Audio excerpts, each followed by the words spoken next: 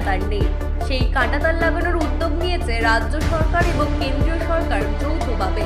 যেসব এলাকায় নতুন করে কাঁটাতার লাগানো হবে সেই সব এলাকা ঘুরে দেখলেন রাজ্যের খাদ্যমন্ত্রী অশোক কীর্তনিয়া। তিনি বলেন, যত দ্রুত সম্ভব আমরা এই অসুরক্ষিত যেসব সীমান্ত এলাকা রয়েছে এই সব এলাকায় আমরা কাঁটাতার লাগানোর কাজ দ্রুত শেষ করব। সীমান্ত সুরক্ষায় রাজ্য সরকার তিনটি গ্রিড তৈরি করেছে, যেখানে কেন্দ্রীয় সরকার রাজ্য সরকার এক কথায় রাজ্য পুলিশ এবং কেন্দ্রীয় একসাথে কাজ করবে। কি বলবেন এটা নিয়ে? এটাই তো বিজেপি গভর্নমেন্টের সংকল্প। দেশের স্বার্থে কোনো কম্প্রোমাইজ নেই। আজকে দেশের স্বার্থে সেন্ট্রাল ফোর্স, পুলিশ প্লাস সরকারি আধিকারিক প্লাস গভর্নমেন্টের প্রতিনিধি একসাথে একটা জায়গায় বসে আমাদের লক্ষ্য যত দ্রুত সম্ভব আমাদের ফেন্সিং দেওয়ার কাজ শেষ করতে হবে এবং ফেন্সিং দিতে যে কোথাও যেন ইন্টারন্যাশনাল ল ব্রেকিং না হয় বা ভারত ভূমির এক টুকরো জমি যেন ফেন্সিংয়ের বাইরে না যায়, এই মেসেজ দিতে, এই বার্তা দিতে এখানে পরিদর্শনে এসেছিলেন। মূলত গ্রামবাসীরা অভিযোগ করছেন যে আন্তর্জাতিক আইন রয়েছে 150 গজের কথা বলা হচ্ছে, সেটাকে লঙ্ঘন করা হচ্ছে, এমনই অনেকে অভিযোগ করছেন। সেটা কিভাবে দেখছেন? এটা এমন কোনো ঘটনা নেই, একটু মিস আন্ডারস্ট্যান্ডিং হয়েছিলেন।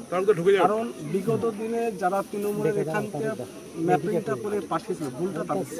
আচ্ছা, আমি বিএসএফ আধিকারিকদের সঙ্গে তাদের একদম পরিষ্কার বক্তব্য, ইন্টারন্যাশনাল আইন অনুযায়ী 150 ইয়ার্ড যেটা আছে সেটা ছেড়েই এখানে ফেন্সিংয়ের কাজ হবে এবং সেটা যেহেতু একটা অর্ডার হয়ে এসেছে, আধিকারিকরা বললেন, বিএসএফের আমি এসডিও ম্যাডামকে বললাম, এসপি ম্যাডামকে বললাম, ডিএমের সাথে কথা বলে যেটা রুলস আছে সেই রুলস অনুযায়ী কাজ হবে। ইন্ডিয়ার ভারত মাতার এক টুকরো সম্পত্তি বৈদেশিক দেশের আন্ডারে যাবে না, এটা আমাদের ভূমিকা। এখানকার মানুষের যে অভিযোগটা ছিল সেটা সমাধান করতে পেরেছে। আজকে রিপোর্টটা আসছে, নিশ্চয়ই আপনাদের মাধ্যমে রাজ্য দেখবে, কেন্দ্র দেখবে। যদি এর পরবর্তী সমস্যা না মেটে তখন চিন্তা ভাবনা করা। 47 সালে একবার জমি তাদের চলে গেছে, বাস্তুহারা হয়েছে, আবার নতুন করে কি বাস্তুহারা হবে? তারা এই হবে না। কোনো উদ্বাস্তু সম্প্রদায়ের মানুষ যারা ভারতবর্ষে এসেছেন তারা বাস্তুহারা হবে না, তার নাগরিকত্ব হবে না। এটা বিজেপির প্রধানমন্ত্রী, বিশ্বের যশস্বী প্রধানমন্ত্রী নরেন্দ্র মোদীর সংকল্প এবং আমাদের মুখ্যমন্ত্রী শুভেন্দু অধিকারীর সংকল্প। রাজ্য সরকারের তরফ থেকে বলা হয়েছিল জলপথ নিয়ে কি ভাবছেন? জলপথের ব্যাপারটা অনেকটা অ্যাডজাস্টমেন্ট করতে হবে। সে যায় কোনো কোনো জায়গায় দেশের সুরক্ষার স্বার্থে হয়তো দেখালো, কোথাও 5 মিটার যদি জায়গা যায়, তো দেশের সুরক্ষার স্বার্থে সেটা রাজ্য সরকারের তরফ থেকে জমি দেওয়ার কথা হয়েছিল যে বিএসএফকে জমি হস্তান্তর করা হবে। সেই কাজ কতটা এগোলো এবং কাঁটাতারের ভাবে এগিয়ে চলছে, কোথাও কোনো প্রবলেম নেই।